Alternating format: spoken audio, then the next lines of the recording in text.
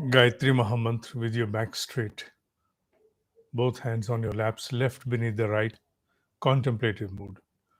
Om Bhuribhuvah Swaha Tatsaviturvarenyam Bhargo Devasya Dhimahi Dhiyo Yona Prachodayat. Do you know why do we light lamps? Deep Jyoti Prajwalan. Even in this modern era, when there is no dearth of any source of light, there is so much available that we can create abundant light, almost similar to what we see in the day. So much so that we are also able to play tournaments and matches even in the night. So, that is the kind of source of light available to humans in this modern era. Then, why is it so that, especially when we have rituals, when we observe rituals, that we light a lamp? Why do we light lamp? What is the need for that? When there is so much abundant light, a small flame, guest of honor, chief guest, whomsoever we want to give the ultimate respect on that day in any event, especially in rituals and even in the social gatherings and events, we light a lamp according to our Indian traditions before we start any program. Why is it so? What is the need for that?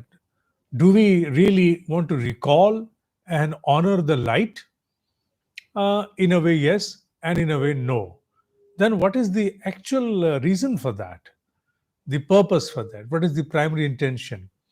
You see, in the five elements, starting from the sky, air, fire. Fire is the foremost element which is visible and can also be felt with touch. It's visible. The air can be felt, but you cannot see it with your open eyes. The sky, of course, you can say there is sky, but there is no other form of recognizing or associating with it in the forms of your sensorial drivers, except to an extent a subtle dimension of the travel of the word. Anyway, we have to understand that since the fire is the most primary element which is visible to the humans and can be felt as well, thereafter comes the number of the water, and at the end is the earth. So fire being the foremost visible element, and even we can touch it, that's why it is revered the most. And apart from that, there is also another prominence with this particular element holds, and that is that when you add your emotions to that, which I'll term the most befitting word for that is not available in English language, that's available in Hindi and Sanskrit, and that is bhava. When you associate bhava with uh, fire, then fire enables your bhava travel to the subtle dimensions. That is why the yagagni, yagya agni, the ritualistic fire when we offer oblations along with the mantras holds a special significance. Whatever we want to convey to the subtle dimension for any kind of transaction becomes easier through the fire. Well, the modern science may not approve of this understanding at present because they do not hold much of an equipment which can withstand the perspicacious aspects of this kind of an understanding. But yes, the ancient Indian wisdom has been gathering the inputs of this information since the times unknown.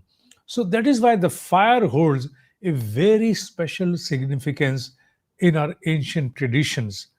Not only that, that we have brought it from our own ancient traditions, from the corridors of spirituality to religion, and even from religion to even our socio and even political functions, wherever we find that there is some sort of a political gathering. And if they want to give a start to any event, we light a lamp. So unknowingly, in actual, it is paying an obedience to the foremost element which is visible to our sensorial drivers and can be felt as well. And at the same time, unknowingly, we also affirm that the fire has the potential to take our message, something that we hold deep in our chest, to the subtle dimensions so that we can transact even with the subtle dimensions to manifest something. So, having this great exalted understanding about fire, it has a very special significance when we embark upon a Gayatri Japa. Upon Gayatri Japa, the lighting of the Deepak holds a lot of importance. When we light a Deepak, that doesn't mean that you should not start your Gayatri Japa, your Gayatri Mantra practice without lighting a Deepak. That does not mean that. There are modern confinements these days, there are conditions laid down. If you have a fire in your home, then the alarms, the smoke alarm, etc., fire alarm, they might trigger. And they may be a problem. So there are limitations for you. But of course, a small lamp may not trigger the fire alarm. It's so small. Otherwise, if it is more of fire, then obviously they can even trigger the alarm with the smoke as well. So with a small Deepak, it's not going to trigger the fire alarm, but yet a premonition must be observed based upon where you are staying, upon your local surrounds. So if you are able to, I'm now saying if you're able to, I'm not laying down it is as a condition. So if you are able to light a Deepak, a lamp, Jyoti, so try to light it while you sit down for your japa. Yes, there are certain arrangements to be done. You need a small deepdan which can behold that wick. Then you need the ghee and something to light. Of course, that's an arrangement that you certainly have to make. But in practice, when you get on, then it's not a problem for you to arrange for a deepdan, clean it every day, with just a little of soap and water, the entire fat which is immersed into that, it gets washed away. So take a deepak, wick, they're ready-made available these days, and a little bit of ghee you can add. Not that you have to light it for hours together. Even if it is able to light for 5 minutes or 10 minutes, your purpose is well served. Now, what is the benefit of that apart from holding this kind of a spiritual and a scientific relevance according to our ancient traditions? There is another aspect to that. We have been discussing since past about 3 to 4 episodes into the same series of Gayatri Mahamantra that how to confine this mind, this wandering mind, which wants to unmindfully charter on its own voyage and own journeys. How do we confine it? And the best method, according to ancient tradition, is you navigate it, you steer it. You may not be able to stall its activity in entirety. That's not possible. So then what is the way out? The way out is that you navigate it. You enable it to move, but enable it move upon those objectives, upon those dharana in the form of swapping, which you have already ascertained, like a rising sun, orange ball, like image of goddess Gayatri, like listening to your own sound that you murmur within of the Gayatri Mahamantra, observing your own uh, japa. And now we add another fourth one to that. And what is that? Observing the Deepak. When the Jyoti is lighting, it has a beatitude of rising upward with all darkness around. Even a small lamp is enough to challenge within its own ambit the darkness that is there. So it also holds a lot of inspiration for us. It's not only that it has a spiritual scientific significance according to ancient traditions, it also has a philosophic and a motivational aspect. And apart from that, yes, to confine your mind, it holds a lot of significance.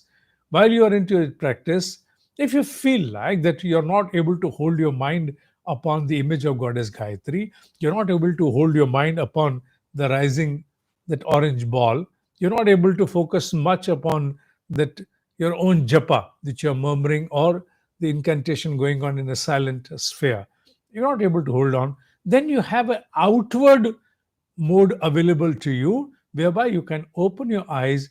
And the best is to try something which I practiced for a considerable period of time, not now, and that was to close your eyes half lids closed. So what happens? Automatically a refraction transpire whereby you feel as if the rays of the jyoti, the lamp, they are trying to reach out and penetrate you through your own eyes. That's a beautiful experience which you have. And if you don't do that, even if you with your wide eyes open, if you sight the lamp, it's a wonderful mode of concentration. You can observe the light with the way it is moving, the way it has got that blue tinge in the deep, in the depth of it, in the center of it. Every flame has got its womb, which is blue, deep in the cavity, the centralmost cavity. If you see that core, it is bluish. So try to sight that blue, then the color runs golden, the effulgence runs golden on the outward periphery. Observe that flame which is rising and try to focus your attention upon that. That not only gives you an opportunity to concentrate upon the flame and enable your mind steer according to your own will, but at the same time you're also able to concentrate, develop your concentration on outward terms as well. Under Tratak, we have two kinds of Tratak. One is Antah, one is Bahya, the external and the within and without. So, opening your eyes, sighting a lamp is a Tratak which is without. Now, even while japa, you can practice this Tratak in a wonderful way, and that is if you're able to see that flame burning, say for example, for 30 seconds, then automatically close your eyes, close your eyelids, and then try to contemplate the flame again over here in the center of your eyebrows. If it is missing, open your eyes, sight it again for a while, again close your eyes, try to sight it with closed eyes. Open your eyes again if it doesn't facilitate, see it again, register its motion, and then close your eyes and then run that same motion with closed eyes closed. Then again open. So that way you'll be able to register the way a flame is burning. So you give yourself an opportunity for antah and bahaya tratak. The tratak, the technique to focus, to concentrate within and without, both happening at the same time. Your mind doesn't wander. It has been given a fairly good source of engagement now, which is benefiting in many other terms. And at the same time, you're going to gather at the fusion which probably will transcend from here onwards. Not exactly while you're doing this, but from here onwards, a moment will come when there will be a fusion of your concentration within and the energy of the sound. This is not a simple technique. Don't take it that simple. It may be very simple and ordinary to listen, but when you start practicing it in the way as I've informed you, you will see lot of changes coming on your way even on the daily basis. If you're sincerely able to carry on the same practice with consistency and perseverance, you will find that there has been a landmark change in your own concentration within and without, both at the both ends, and on the same time a control upon the wandering mind. Control upon the wandering mind is the primary objective for which we have given ourselves certain alternates in the form of a dharna, inward and outward both, which can facilitate us to remain focused and not to wander. So, all these have been chosen and given to our own self so that the mind is disallowed to move on its own. It is allowed to move, it is allowed to swap, but upon objectives that we have already ascertained. That way, the mind tries to learn how to comply the discipline which is given to us. Even the animals, when they train animals, this is the same way. They try to enforce certain mandate upon them. Of course, they also have For the animal trainer, they have another aspect, and that is to allure the animals for something to eat, etc. But here, with the human who's vested with choice and the ability to think, the allurement is not that easy. You may allure your mind by saying that I'll get a spiritual elation, elevation, etc. But mind won't bother. Mind will always behold its own tendency to go downward. So don't allure it, but simply discipline it. And when you want to discipline your mind, do you think that it's going to happen that easy? No, it's not going to happen that easy. Are there going to be no failures? Are you going to simply slide through? No, you're not going to simply slide through. You will have great spell of wanderings, not concentration, great spell of wanderings. There may be times when consecutively for another 1 week or 10 days you're not able to focus, despite of the fact that you gave your mind the avenues to focus upon in the form of dharna. It goes beyond your control at times, it runs beyond your control, for a reason that we are householders. We are living an ordinary life where we confront the challenges and complexities of the life. So it is not though that we are only sitting down every day for the japa. The Gayatri japa we may be practicing for a duration of 10 minutes, 20 minutes, 30 minutes, or an hour. What about the remaining 23 hours or 23 and a half or 23 and three quarters more? What about that time period? That we spend into avenues and objectives that are really complexity ridden. So, gathering so much of baggage from the life outside and trying to resolve with merely with the practice of 10 or 15 or 30 minutes, at times it's not going to work the way we assume. So, you must be well prepared within yourself, very well prepared, that my efforts may be totally thwarted. I may be expecting something great.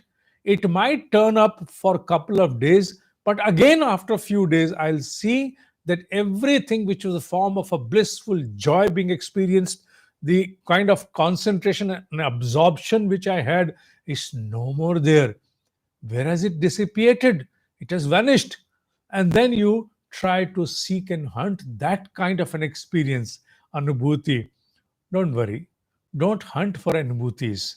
You must hold on to your own perseverance, your own compliance of the discipline. Do not worry about the anubhuti. They may come and they may disappear for a fairly long period of time.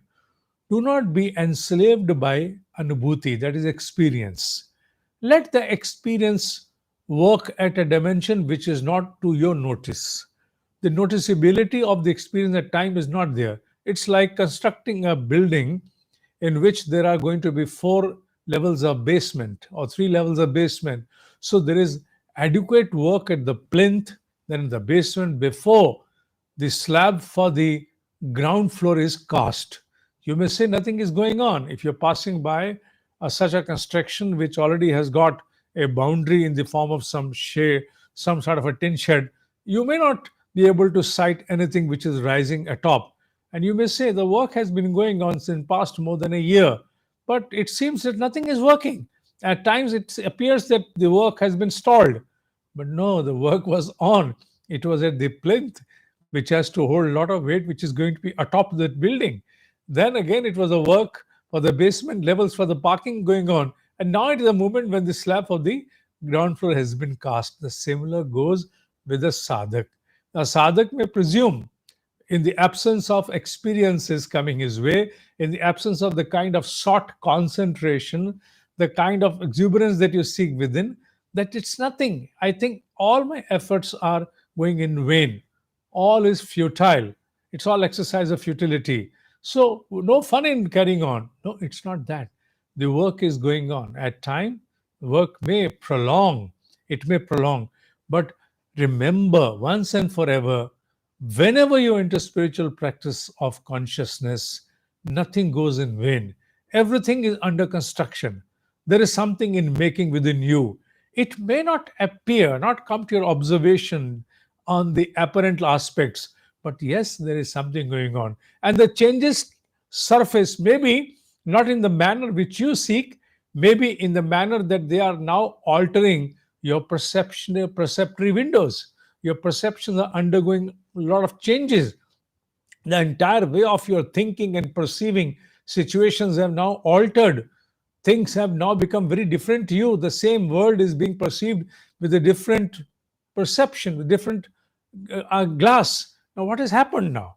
The happening has transpired by the energy of the mantra at a very different level. May not be the same level which you seek. Why I'm adding this? Because when sadhaks start practicing, initially they have, at times they have a lot of good experiences, and those good experiences then later on disappear. And they disappear because the work starts going on at your own depths.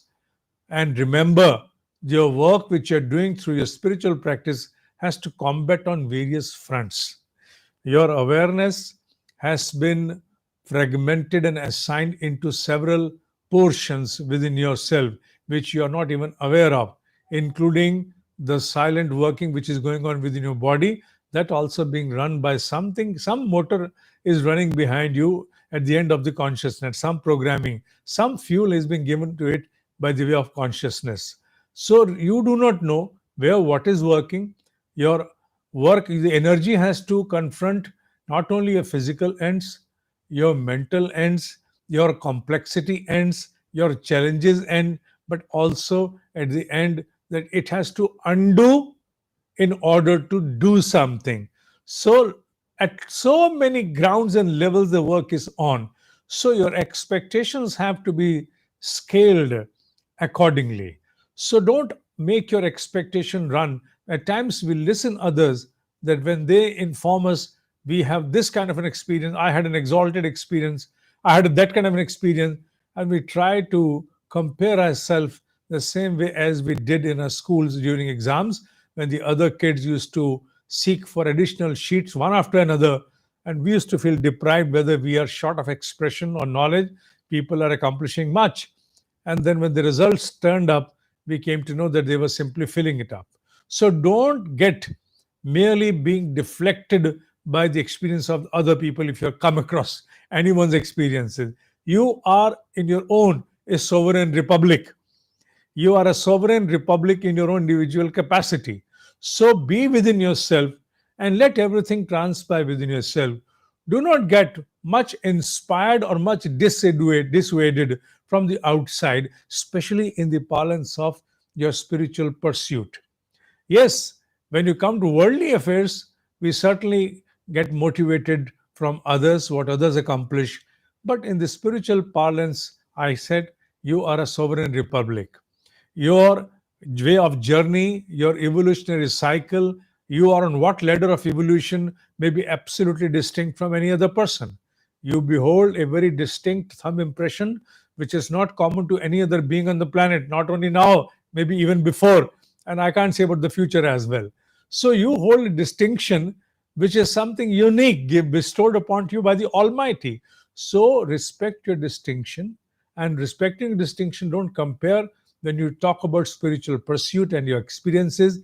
Observe what is going on into you, but never get dissuaded, whether by lack of experience, absence of lack of concentration, whatever may be. Comply to the discipline. Comply to the discipline. Comply to the mandate of discipline. Changes do happen, and it is an immutable concept, discipline, fact, principle. You give it any term. This is akatya, immutable, cannot be mutated. Things start happening into you. Having said that, I hope that today's session has been well cherished upon by giving you one another source of swapping to your mind as an objective to concentrate upon and hold its wandering. At the same time, I've also informed you a very important aspect of not being enslaved or being regulated by the want of experiences.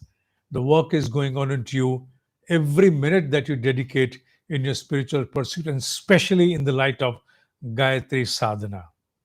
Having said so, more on the next Saturday under Saturday's Sattva series.